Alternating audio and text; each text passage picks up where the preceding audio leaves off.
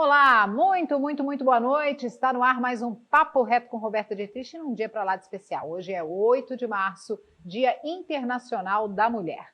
E aí a gente vai cair naquele velho clichê de que o Dia da Mulher é todo dia e tal, mas o fato é que a gente não ganha flor todo dia, a gente não é reconhecida todo dia, então a gente precisa sim de um dia para que o universo olhe para toda a força do poder feminino. Seja como mãe, como profissional, como esposa, como companheira, enfim, nos vários papéis e em todos os papéis que a mulher quiser e puder ocupar.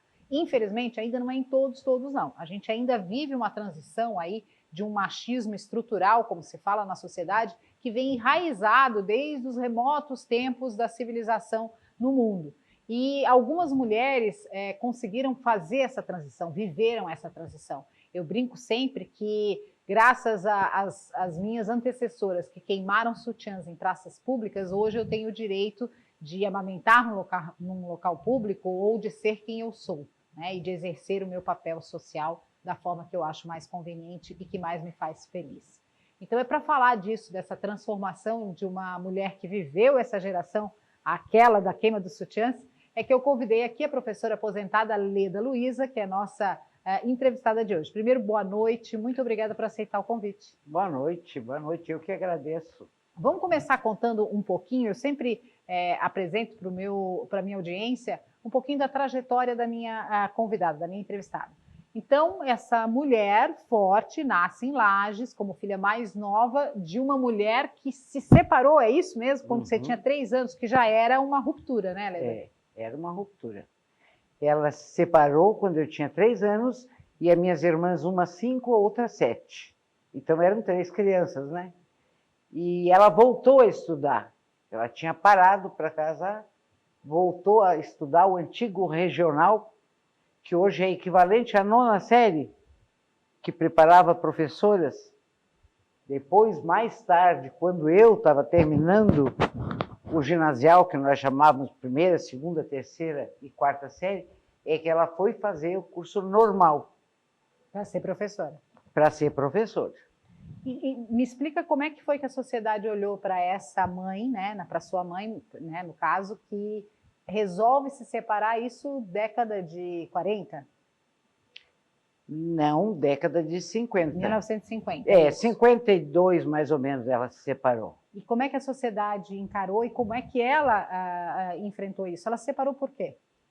Ela se separou porque meu pai bebia muito e era muito instável. E ela sentiu que não teria para dar para as filhas o que ela queria com esse marido. E ainda assim, né, com essa situação instável, ela acreditou que ela poderia ser mais estável e buscar mais do que ele vinha trazendo. Eu estava amamentando quando ela voltou, estava sendo amamentada quando ela voltou a estudar e fui para a casa dos meus avós para desmamar. E na época não chupávamos nem bico, né? Então era uma trouxinha de marmelada que meu avô fazia para esquecer o peito da minha mãe. E aí ela ficou só com as 2 mais velhas e eu fiquei na minha avó para ela poder terminar um ano que faltava do curso regional. Você tinha quantos anos, né? Eu tinha 2 anos, nem isso. Bom, e aí, com 3 filhas, mulheres, né? Uma de 3, uma de 5, uma de 7, ela toma decisões também bastante difíceis para uma mãe, que é abrir mão da convivência diária com essas filhas.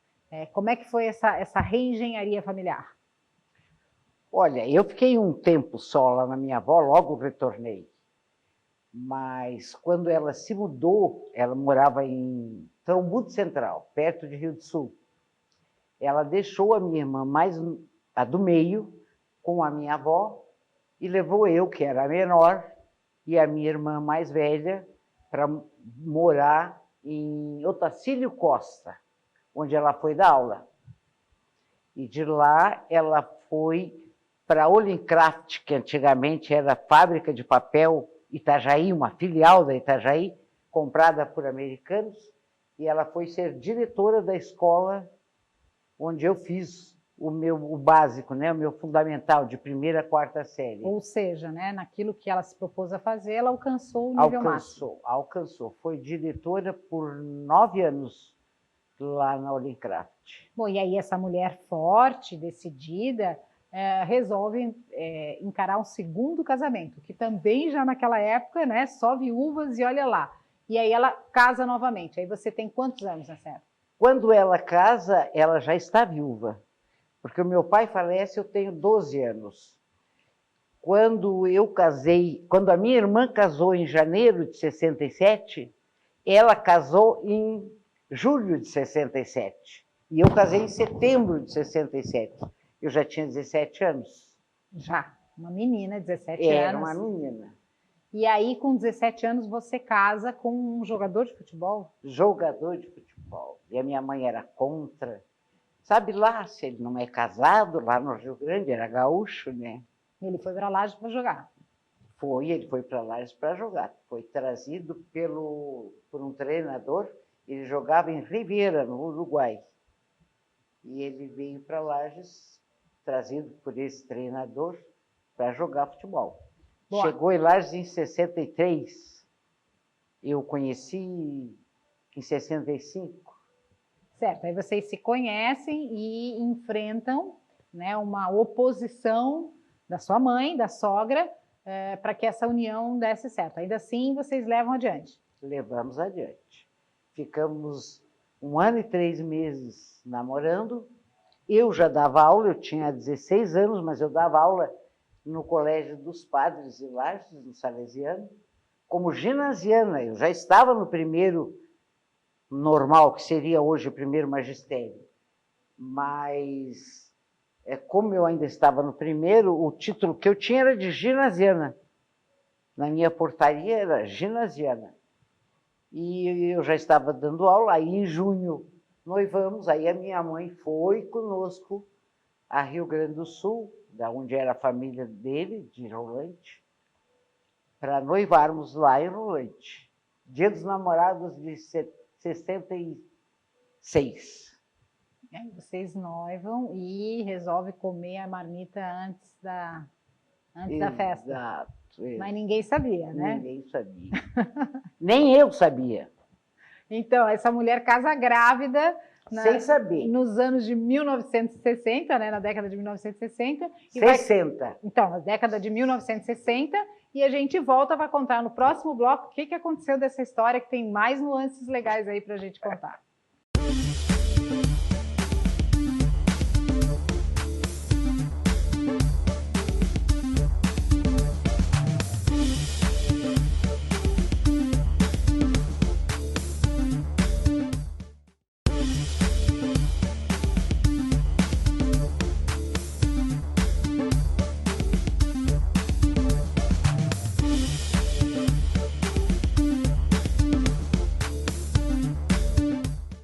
Estamos de volta e esse é o Papo Reto Especial Dia da Mulher. E eu convidei uma mulher que eu admiro muito, demais da conta, que é Leda Luiza, professora aposentada, uma mulher que viveu a transformação das gerações, que precisou prestar contas para a geração que ganhou independência.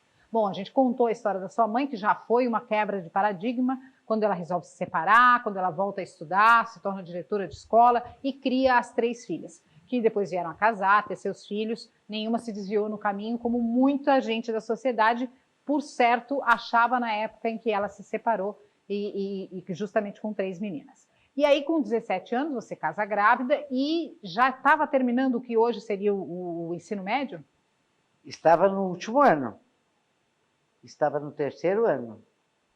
Eu tive a minha primeira filha em abril e eu me formei no final do ano. E não tinha, médio. Naquela época não tinha licença, não tinha nada. Você faltou aqueles dias, faltou. E era como se fosse o equivalente ao magistério. Era o magistério, antigo curso normal. Preparava especificamente para o magistério. Para dar aula. E aí você não interrompe os estudos mesmo, com uma filha, e vai cursar letras. Exatamente. Em julho abre o vestibular em Lages, o primeiro curso, primeira faculdade em Lages, e eu fui fazer letras. Foi em 1969.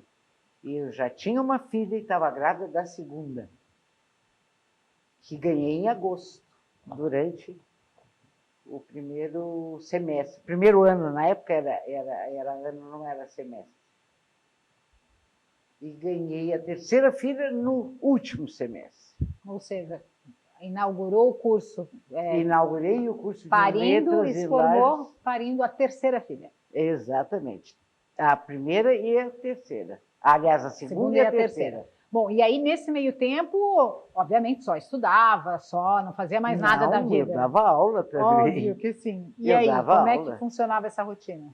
Sempre dei aula. Eu dava aula no Colégio Industrial em Lages, ou em colégios estaduais, como ACT, antigamente. Admitido em caráter temporário, até hoje ainda é assim. Ainda tem, né? Aí eu fui fazer concurso para me efetivar em 84.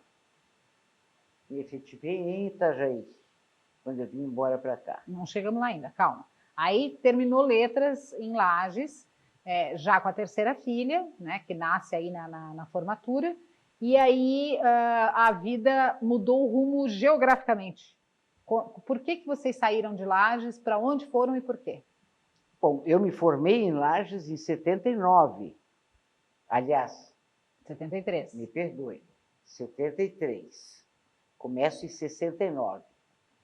Aí meu marido começou a trabalhar com madeira, largou o futebol e veio para Itajaí para trabalhar com casas pré-moldadas. E aí eu vou abrir um parênteses, porque tem muito a ver com filosofia de vida, né? Porque jogador não era como é hoje, né? Dificilmente se conseguia viver do futebol. Então, o teu marido na época também tinha que ter outros empregos. Sim.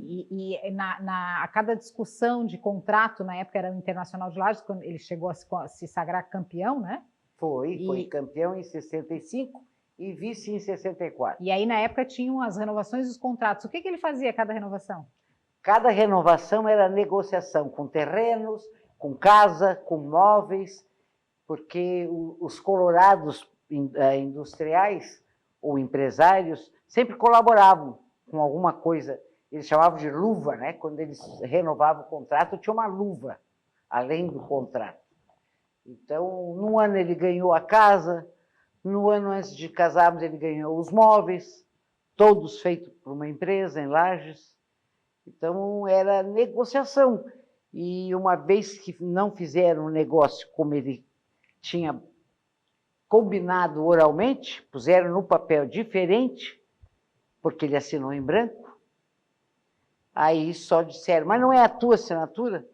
Isso o outro presidente que tinha assumido o time. Ele disse, não, realmente é a minha assinatura, mas a partir de hoje eu não faço mais parte desse time. E rasgou o contrato, chegou em casa, simplesmente me disse, larguei o futebol. Aí começou a trabalhar com madeira. Certo, e é isso que te traz, né, que traz a família para o litoral. Exato, aí viemos para Itajaí. Antes de ele veio, um ano quase antes, eu fiquei, porque eu dava aula lá e as filhas já estavam na escola, as mais velhas. Aí ele pediu uma procuração minha e eu dei. Você estava no hospital? Eu estava no hospital, eu tinha feito uma cirurgia. E quando nós viemos para cá em dezembro, é que ele me contou que a procuração era para me inscrever no vestibular, que ele tinha me inscrito, que o meu sonho sempre foi fazer direito, que ele tinha me inscrito para o vestibular da Univale de Direito, na época era a FEPEV. O que também não deixa de ser uma mudança de paradigma, levando em consideração que ele era filho de gaúchos, descendente de alemães, né, machismo também enraigado, ele incentivar, né, porque na época tinha essa submissão de perguntar ao companheiro se podia e tal, ao contrário, não só, né, teria autorizado, que hoje parece um absurdo, mas incentivou e como uma forma de surpresa, te inscreveu neste vestibular. E inscreveu a ele também. Inscreveu-se também. Porque ele já tinha feito, quando eu fiz letras em Lages, ele fez economia. Ele já tinha uma faculdade. Ele dava aula no Colégio Industrial de ajustagem mecânica, porque ele foi formado no no Senai em São Leopoldo.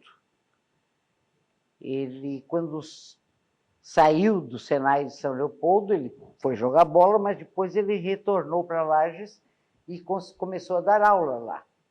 E à tarde ele dava aula em colégios estaduais com trabalhos manuais. E ainda treinava, às vezes fora do horário da turma, ele ia fazer treino sozinho, preparação física. Pulava o alambrado para ficar correndo lá. Pulava o alambrado, porque estava tudo fechado, corria, e nos dias que tinha treino, que era terça e sexta, terça e quinta, esses dias ele não tinha aula à tarde para poder treinar com a equipe, porque naquela época os jogos de futebol eram só os domingos. Não tinha o jogo da quarta? Não Até tinha. Até porque para ir para outra cidade para jogar, às vezes era horas e horas de viagem, né? Não, e ele quando ia no sábado para jogar em outras cidades, ele ia com as provinhas tudo corrigindo no banco do ônibus. Bom, e aí vocês resolvem, por conta dessa nova fase em que ele está trabalhando com madeira, vir para o litoral e escolhem Itajaí. E aí você passa para a faculdade de Direito e ele não. E ele não. E aí? Aí ele passou no ano seguinte. Não desiste. Ele não desistiu. Aí eu fiz o curso de Direito dobrado, né? Porque eu fazia o meu ano e ajudava ele, porque ele trabalhava, então eu ainda o ajudava nas suas matérias, nos seus trabalhos e até no seu relatório de estágio. Pois é, e aí, mesmo com esse sonho, né? Porque também não foi fácil, né? Fazer a faculdade, ter 3 filhas, né, e criar 3 filhas, ao mesmo tempo que faz uma faculdade, eu estou falando do ponto de vista de custo, de tudo. Como é que se deu conta disso naquela época? Vocês não tinham ajudas de pais, né? Não eram pais abastados, muito pelo contrário. A sua mãe era professora aposentada, não contribuía financeiramente, nem os pais dele, que eram agricultores. Como é que fazia para sustentar? E eu, quando cheguei em Itajaí, terminei a faculdade de Direito, ainda tive mais um filho. Aí veio o filho homem. 1980. Eu terminei em 79. A nossa turma até em 2019 fez um encontro em Brusque dos 40 anos de formados. E ele nasceu em 80.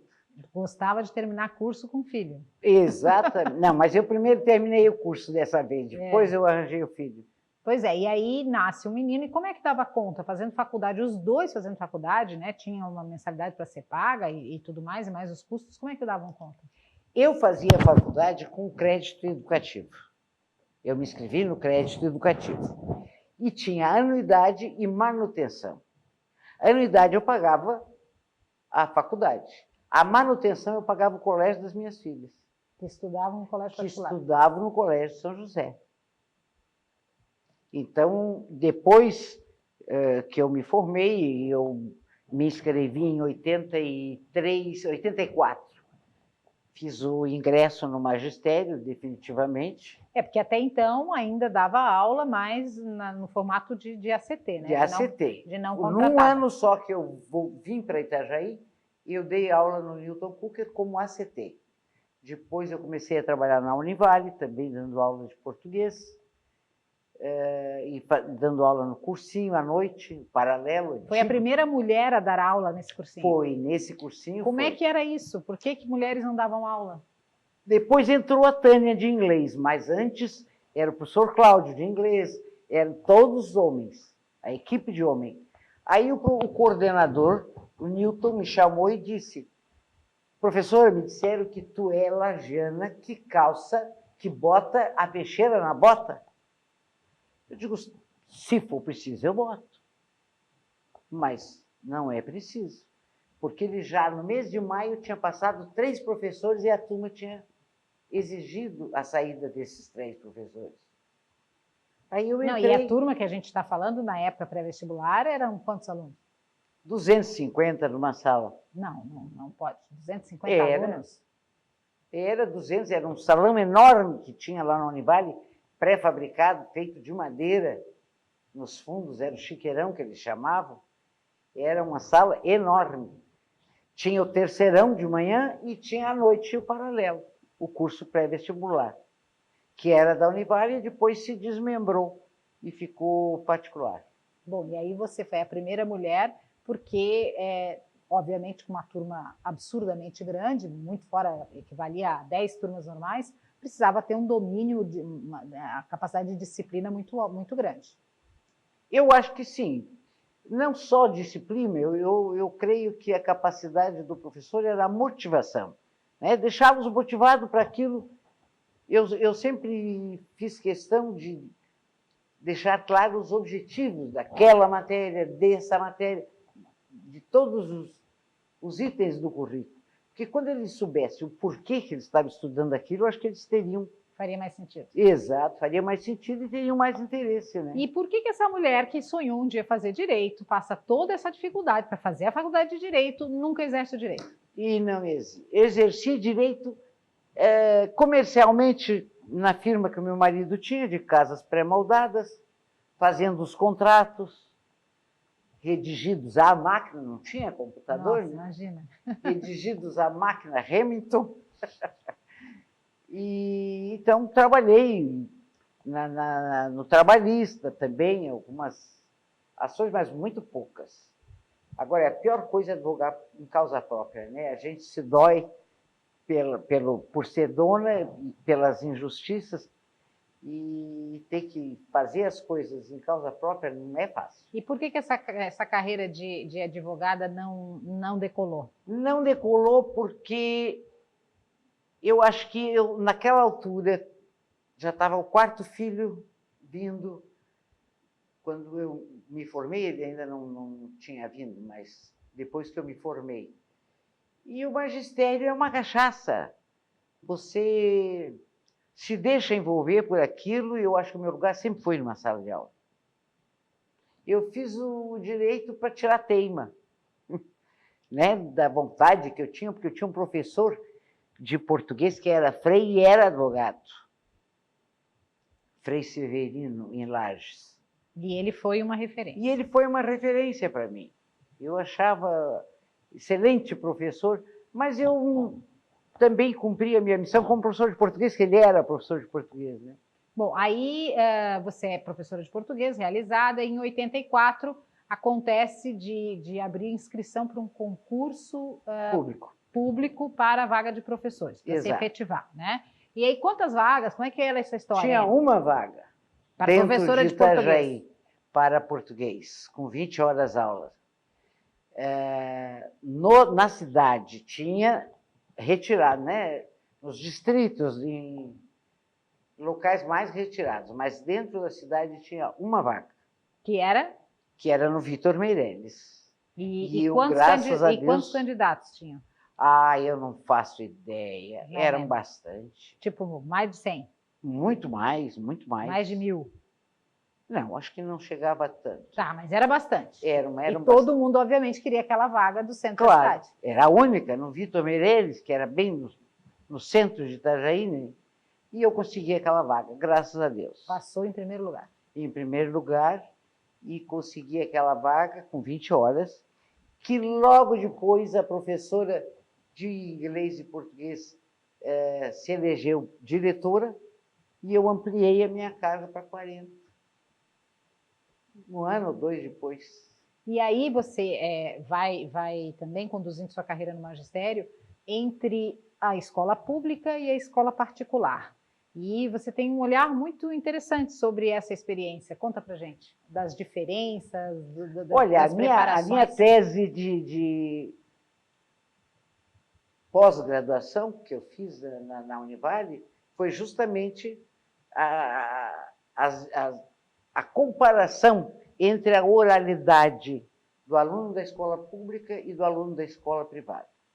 Eu chegava a levar o púlpito do curso de Direito para a sala de aula do segundo grau, para eles fazerem discursos. Então, era discurso não planejado, era sorteado na hora, e ele tinha 2, 3 minutos para falar, não me lembro quantos minutos eram, e os planejados, que era sorteado o tema, e o aluno ele se preparava alguns dias antes em casa para falar sobre determinado tema.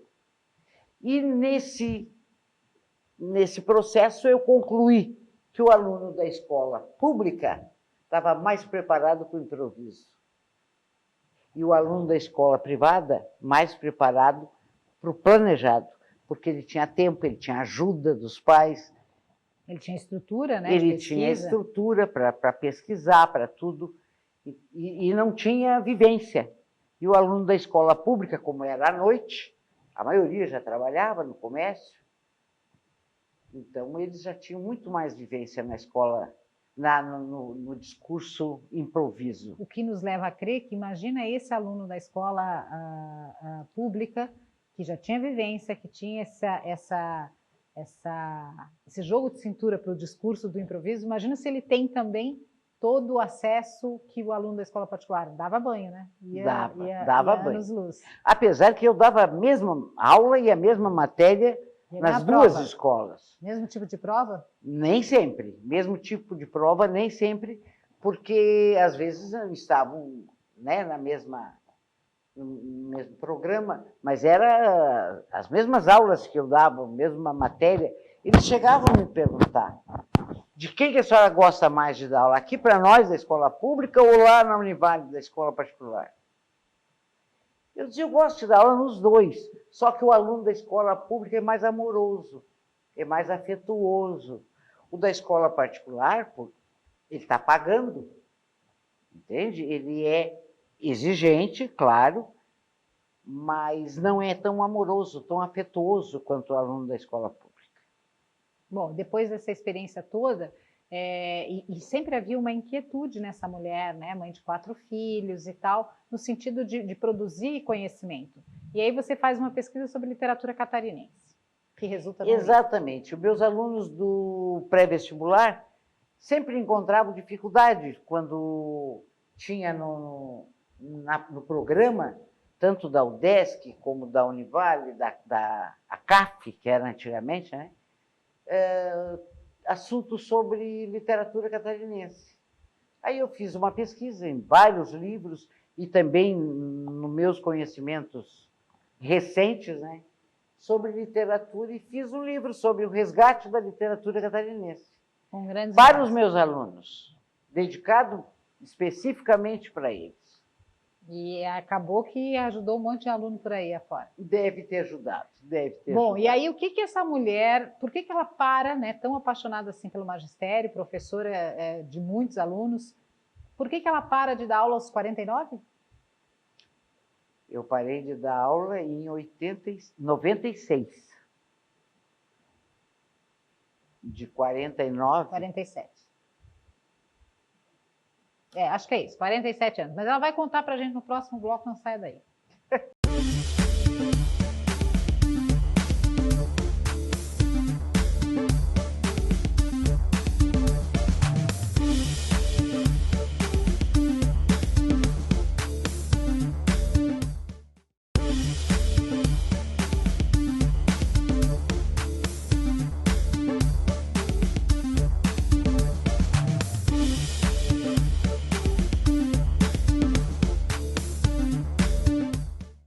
Estamos de volta, esse é o Papo Reto, hoje recebendo aqui com o maior prazer essa mulher inspiradora, uma das mais legais e fantásticas que eu conheço. Estou falando de Leda Luiza, professora aposentada, uma mulher que viveu uma mudança de gerações, com a mulher ocupando espaços, começando a sair da subserviência dos maridos para a conquista do espaço da independência profissional e pessoal.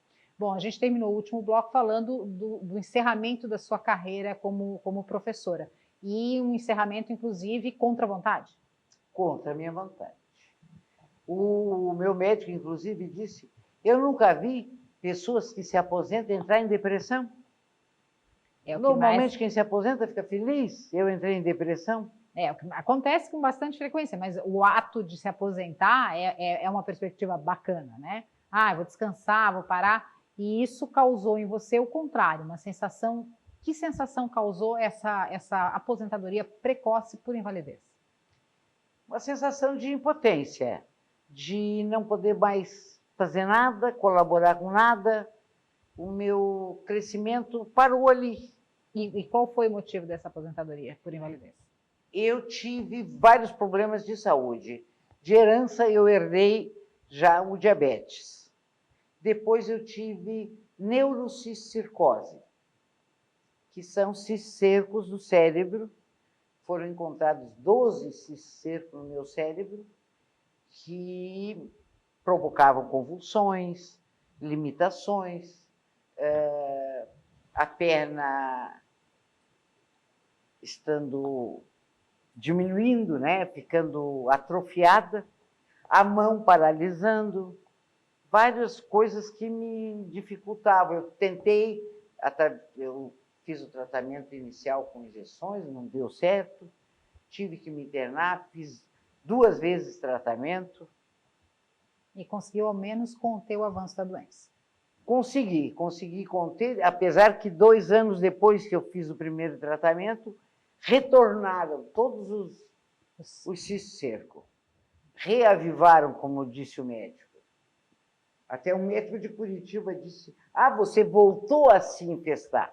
Mas nos mesmos lugares é óbvio que não, né? A minha filha, que é veterinária, disse, isso não é possível, doutor.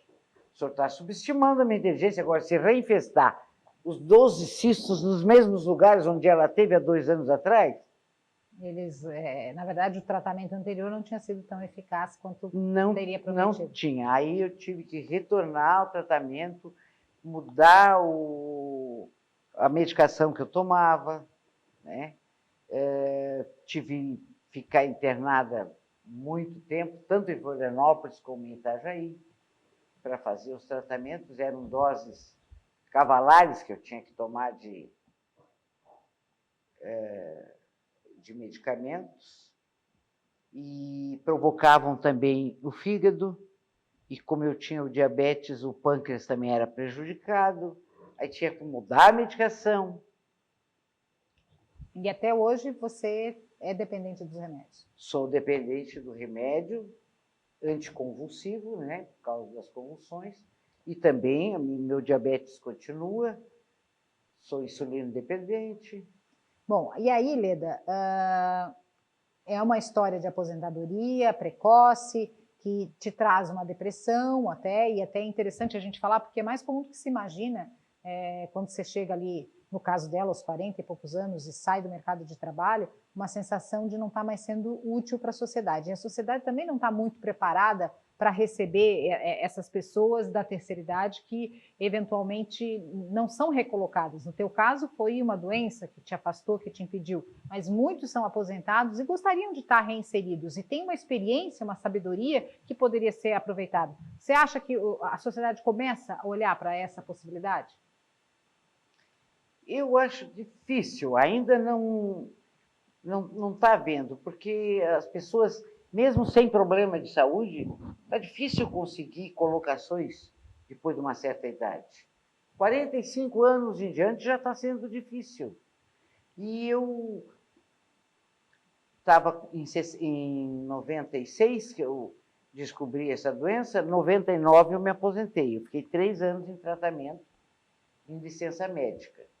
Aí, em 99, me aposentei, e em 2003 perdi meu marido.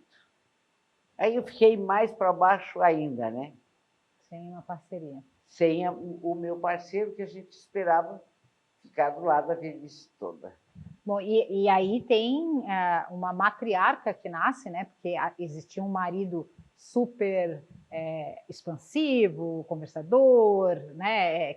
Que conduzia os relacionamentos sociais até da família. E aí nasce uma matriarca, uma mulher forte. Você sempre sabia, sempre soube que havia essa mulher aí dentro para as questões de família, para resolver? Não, eu não sempre soube. Eu acho que tudo que eu fiz não foi para me mostrar forte, nem para ser forte. Era tudo aquilo que precisava ser feito. Eu nunca fugi da raia, como diz a Cláudia Raia, né? Leda, e em relação a esses filhos, como é que foi a criação? Quais foram as prioridades que você deu nessa educação e as heranças? A educação. A prioridade dos meus filhos era a educação. Eu nunca pedi, faça esse curso, faça aquele ou faça aquele. Eles sempre foram livres para escolher, mas tinham que estudar. E graças a Deus, eu formei os meus 4 filhos na faculdade. E todos eles são excelentes profissionais, e todos eles o que fazem, fazem com amor, com gosto, com carinho, com dedicação e com muita competência. Bom, isso obviamente realiza qualquer mãe, né? Ver os filhos encontrando os seus propósitos, estudando, e mesmo com eles casados, com filhos, você se propôs a pagar a faculdade dos 4? Todos. Todos eu paguei a faculdade. Da Deise até a pós-graduação eu ajudei. Era um propósito de vida mesmo que Era todos se formassem. Ela tinha que ter, ela também se formou professora, a minha mais velha, e teve que continuar a fazer a pós-graduação, que daria mais chance. Hoje ela também está aposentada, realizada. Sempre foi uma professora que falava dos seus alunos assim, com os olhos a faiscar de luz. Sempre muito, muito feliz. Leda, hoje você é matriarca de uma família que representa 4 filhos, quantos netos? Já tem bisnetos? Como é que está essa 9 netos de sangue, mais 2 netos do coração e 3 bisnetos. 2 de sangue, 1 do coração e vai vir o 4º bisneto. Está a caminho. Está a caminho o 4º bisneto. E olhando para trás, do que você se arrepende e do que você se orgulha? Eu me orgulho dos meus filhos. O meu orgulho são os meus filhos. No dia que o meu marido morreu, eu disse, você deixou os meus tesouros. Para mim, os meus filhos são os meus tesouros. Não precisa herança, não precisa pensão, como eu não ganho pensão dele, nada. Eu fiquei com 4 filhos maravilhosos. E netos, eu tenho uma neta médica. Então é uma realização. Eu tenho um neto que trabalha com computação em Florianópolis, que já me deu 2 bisnetos. Um menino de 8 anos lindo e uma menina que nasceu agora em dezembro, Yasmin, e o Kainan. Também independente, tem a sua própria firma.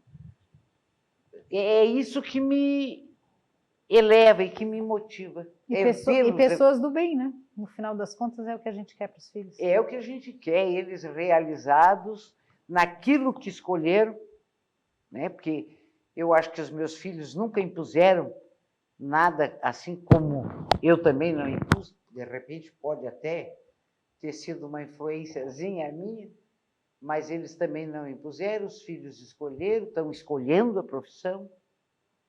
E Leda, como é que você vê a mulher hoje? O papel da mulher, né? Você acompanhou tantas transformações da mudança da Constituição em 88, quando, pasmem, né? Para quem não sabe, antes da Constituição de 88, por lei, o homem era o cabeça do casal.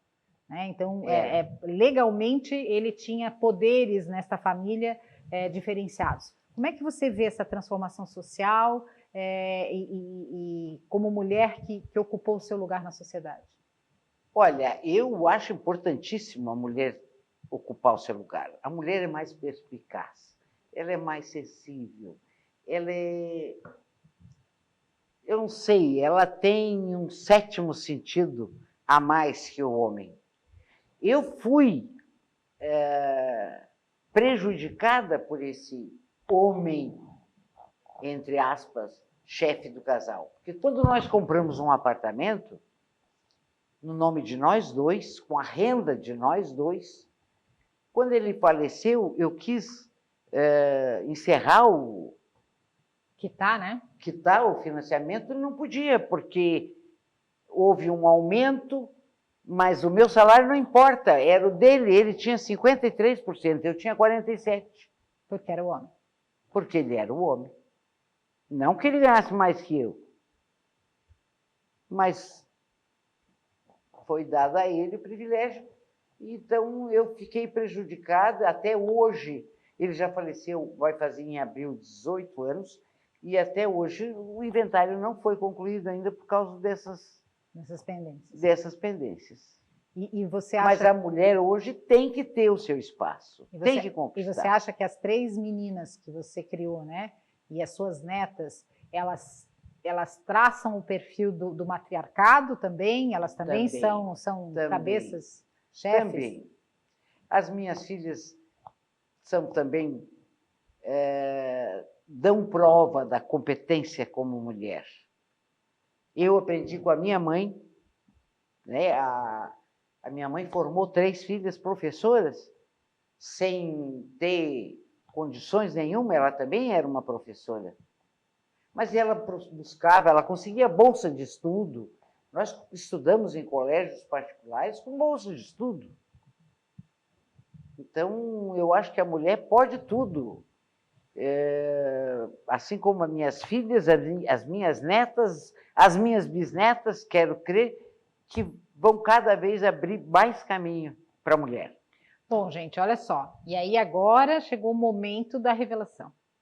Né? Nós estamos no final do programa e não foi à toa que eu escolhi essa mulher para homenagear e para contar a história. Né? E aí quando a gente fala que o Papo Reto é um programa de boas histórias, é isso. Pessoas comuns como eu, como ela, como você, contando trajetórias de vida que servem como inspiração muitas vezes, né? Que às vezes nos tiram da zona de conforto. Poxa, se ela conseguiu, eu também vou conseguir. Se ela teve essa história de luta, eu também vou. Aliás, cada um de nós daria uma novela, né? Vamos combinar. Com seus altos e baixos, conquistas, casamentos, separações, mortes, nascimentos, né? Afinal de contas, todas as nossas vidas são permeadas por fatos que acontecem o tempo todo. E é essa história de vida de uma mulher, como todas as outras, guerreira, professora, mãe de 4 filhos, que eu faço homenagem a todas as mulheres que estão nos assistindo, que eu conheço, e de todo o meu círculo social. E eu não escolhi essa mulher à toa, porque ela é, sem dúvida alguma, e eu não posso chorar, que é feio chorar no programa, a mulher que eu mais admiro nesse mundo, porque ela é a minha mãe. Você é minha 3ª filha. Fui eu que nasci na formatura do curso de letras. Eita, que nós vamos chorar, vamos tomar uma água, peraí, só um pouquinho. É isso, me emociona muito, porque ela é uma mulher forte, uma guerreira, é uma mulher a quem eu recorro para contar as coisas boas e ruins, sempre tem um alô do outro lado, com essa voz grave dela, para nos ouvir, para nos dar conselho. Sempre que eu precisei, ela levantou, foi lá, sacudiu a poeira, me fez pegar o rumo, sempre foi um colo muito acolhedor, sempre foi muito correta, e é nela que eu me espelho, e tomara que os meus filhos tenham essa força também, e todas as mulheres da nossa família. Obrigada, mãe. De nada, minha filha. Eu te amo. Sucesso, eu também te amo muito. Proteção longe, assim, né? Porque a gente não pode ficar muito pertinho por causa do Covid. Eu te amo demais, quero te proteger, quero te cuidar. Obrigada. Obrigada por tudo. Vou fazer publicamente, já te agradeci, quero te pedir desculpa por todas as frustrações que eu posso ter causado, porque filho, ainda mais uma filha teimosa como eu fui. Eu me orgulho muito da tua capacidade, da tua competência. Agora vai começar a rasgação de seda, a gente vai terminar aqui, porque aí a gente fica rasgando só entre nós. Tá, gente? Espero que você tenha gostado hoje do nosso Papo Reto, numa homenagem linda para o Dia da Mulher. Entrevistando minha mãe, Leda Luiza Dietrich, que agora eu posso contar o sobrenome. Obrigada, mãe. Até a próxima.